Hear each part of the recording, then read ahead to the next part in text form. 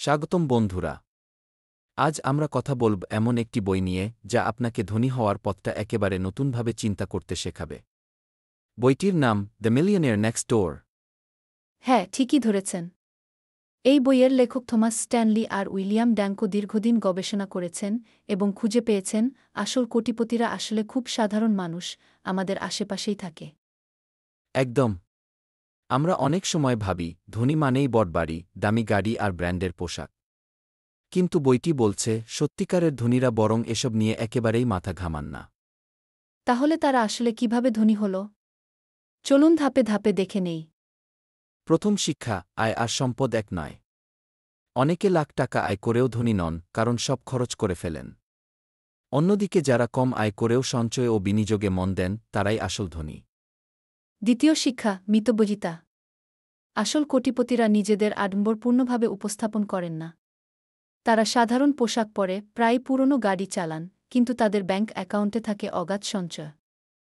তৃতীয় শিক্ষা, দীর্ঘমেয়াদী পরিকল্পনা। তারা প্রতিটি খরচের আগে ভাবে এটা ভবিষ্যতের জন্য কতটা লাভজনক।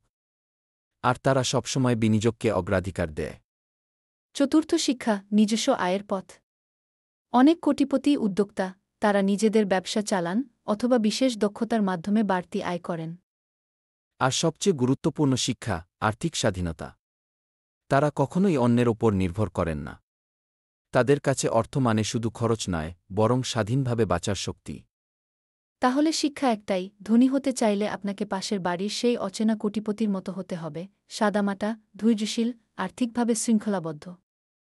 একদম তাই। ধনী হওয়া মানে শো অফ নয়, বরং আপনার টাকার জন্য সঠিক পরিকল্পনা করা। বন্ধুরা, আজকের এই বইয়ের সারাংশ যদি আপনাদের ভালো লেগে থাকে, তবে অবশ্যই ভিডিওটিকে একটা লাইক দিন। আর হ্যাঁ, আমাদের চ্যানেল সাবস্ক্রাইব করতে ভুলবেন না, কারণ আমরা নিয়মিত এমন বই ও অর্থনৈতিক শিক্ষা নিয়ে নতুন নতুন কন্টেন্ট নিয়ে আসি।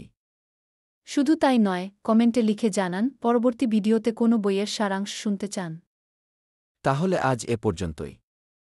মনে রাখবেন, আসল কোটিপতি আপনার পাশেই থাকে, আর হয়তো আপনিই হতে পারেন পরের জন।